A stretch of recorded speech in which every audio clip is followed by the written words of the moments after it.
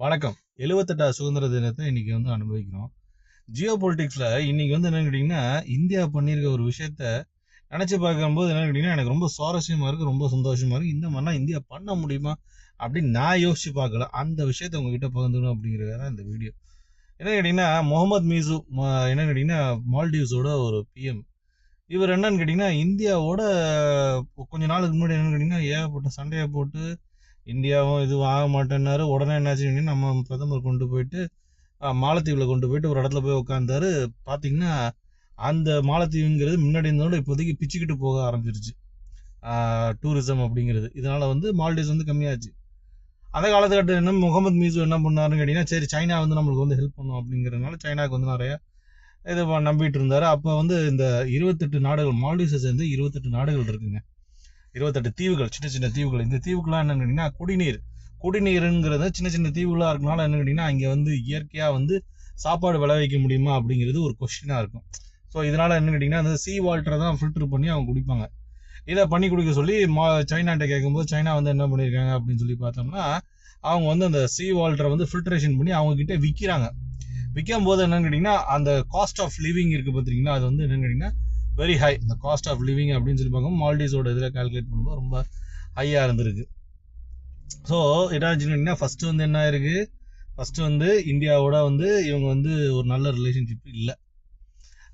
மீடியாவில் இது பண்ணியிருந்தாப்புல. இப்போ என்ன ஆயிருக்குன்னா, ஜெய்சங்கர், நம்மளோட ஜெய்சங்கர், அவர் முந்தா நாள் எதுன்னு கேட்டீங்கன்னா மால்டீவ்ஸ் போயிருக்காரு. மால்டீவ்ஸ் போயிட்டு அவருக்கு இங்கே ராஜ மரியாதை இவங்க 2 பேரும் கை கொடுத்து பேசிக்கிட்டு இருக்காங்க. கை கொடுத்து பேசிட்டு இது பண்ணிட்டு இருக்கும்போது கடைசியில் என்ன நடக்குது அப்படின்னு சொல்லி பார்த்தோன்னு வச்சுக்கோங்களேன், இந்த மால்டீவ்ஸ் பிரைம் மினிஸ்டர் அங்கே ஒரு ஒப்பந்தத்தை போட்டிருக்காங்க.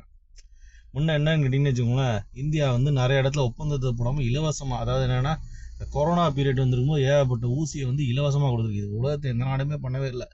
இதெல்லாம் மால்டீவ்ஸ் கொடுத்துருக்கு, பிலிப்பீன்ஸுக்கு கொடுத்துருக்கு, பாகிஸ்தானுக்கு கொடுத்துருக்கு, பங்களாதேஷுக்கு கொடுத்துருக்கு. கொடுத்து என்ன பண்ணியிருக்காங்க, இவங்க என்னன்னு கேட்டிங்கன்னா, நம்ம நாட்டு மேலே என்னன்னு கேட்டிங்கன்னா என்ன ஒரு கோபமோ என்னமோ ஒரு இது பண்ணிக்கிட்டு இருக்காங்க. ஸோ இப்போ என்னன்னு கேட்டிங்கன்னு வச்சுக்கோங்களேன், இந்த ஒப்பந்தம் போடும்போதே இவர் நம்ம ஜெய்சங்கர் ஐயா சொல்லியிருக்காரு, நம்ம மினிஸ்டர் ஜெய்சங்கர் ஐயா 1000 கோடி உங்களுக்கு கடனாக தான் கொடுக்க போடுது.